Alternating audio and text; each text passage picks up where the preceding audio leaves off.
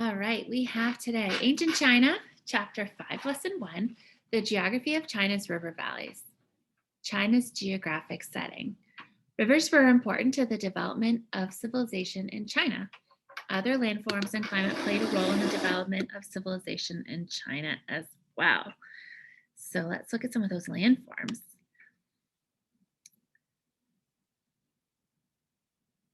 See some deserts here, some mountains, more desert, more mountains, lots of ocean water. The Yellow Sea is here. It's very skinny on this map. And then the Yangtze or the Shanjiang is down here. Contrasting climate and landforms.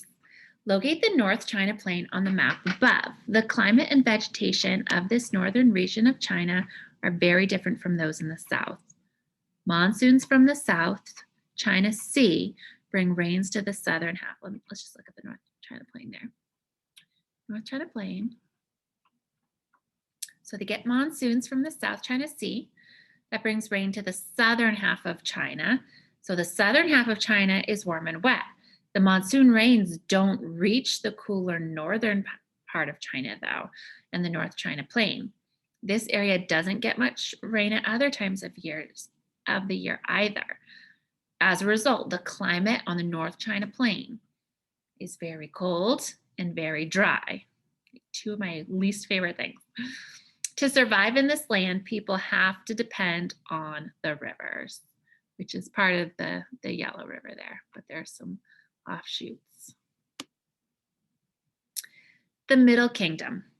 Geographic barriers such as mountains and the seas and the deserts cut off China from other lands. As a result, the Chinese only knew of the nomadic peoples to the north and west of them for most of ancient China.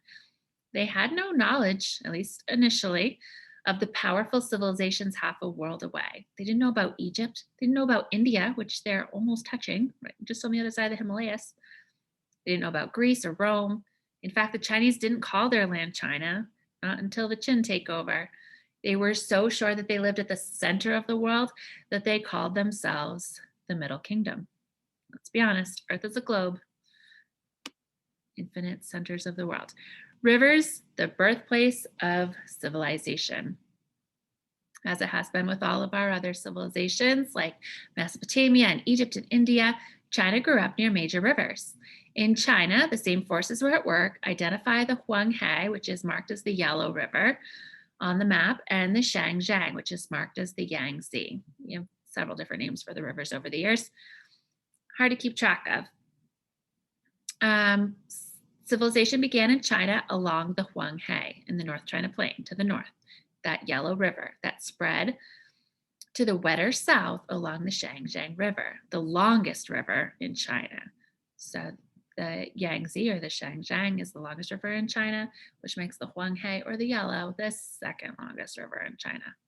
Like rivers in other parts of the world, China's rivers overflowed their banks each spring. They brought fresh, fertile topsoil to the land. Because of this, China's first farming villages developed along those rivers. The Huanghe, or the Yellow River, begins in the highlands of Tibet. Get my light back on here. I guess it's not turning on. They brought fresh, fertile topsoil to the land. Because of this, China's first farming villages developed along its rivers. The Huanghe, or Yellow River, begins in the highlands of Tibet. From here, it flows for more than 3,000 miles until it empties into the Yellow Sea. It's the second longest river in China. As we said, the Huanghe is the muddiest river in the world. In fact, it's called the Yellow River because of the lace, or the yellow-brown soils that it carries along with it. When the Huanghe floods, it deposits lace on the surrounding plain. After thousands of years and countless floods, the Huanghe has carpeted the North China Plain with a thick layer of soil. This makes the land perfect for growing crops, especially a grain called millet. For thousands of years, millet was an important part of the Chinese diet because it grew so well on the North China Plain. So I didn't really know a whole lot about millet until I became a mom and noticed that millet is a very common part of any baby food that you buy.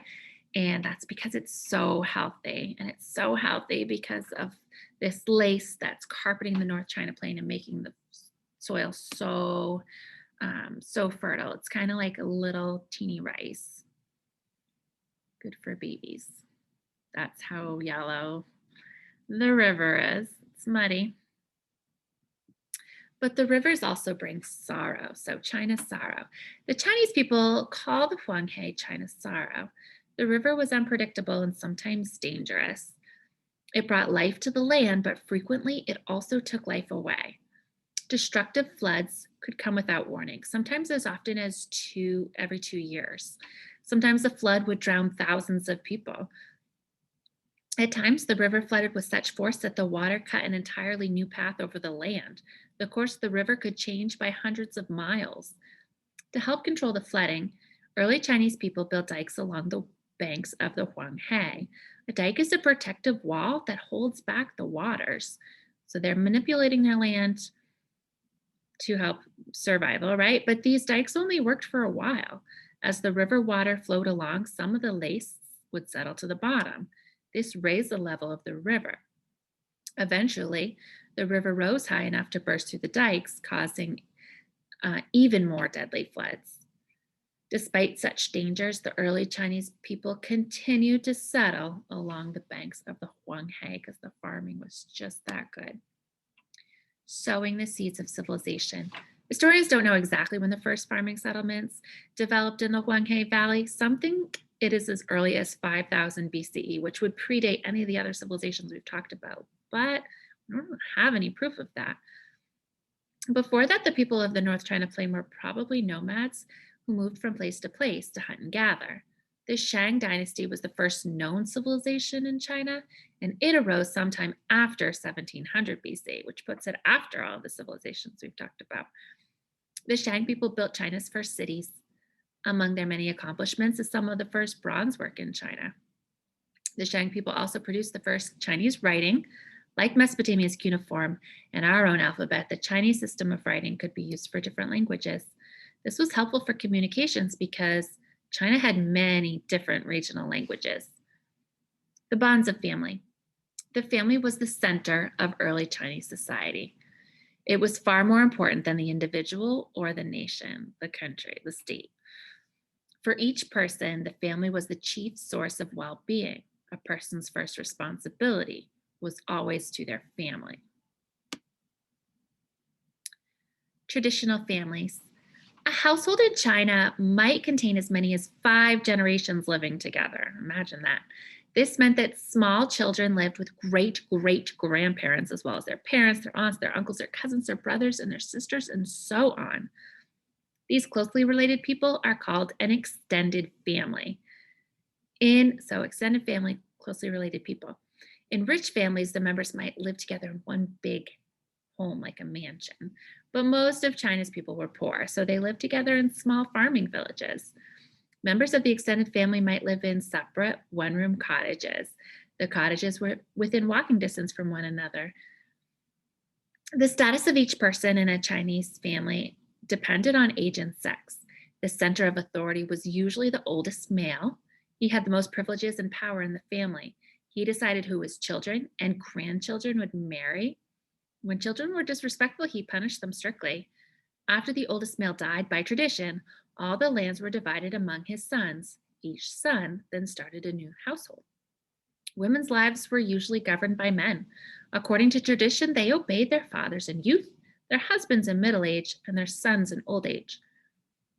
When a woman married, she left her household and became part of her husband's family. Family names. The Chinese were the first people known to use 2 names. One was for the family, like our last name, right? Which was passed down from father to son. The other was for the individual, so our first names, right?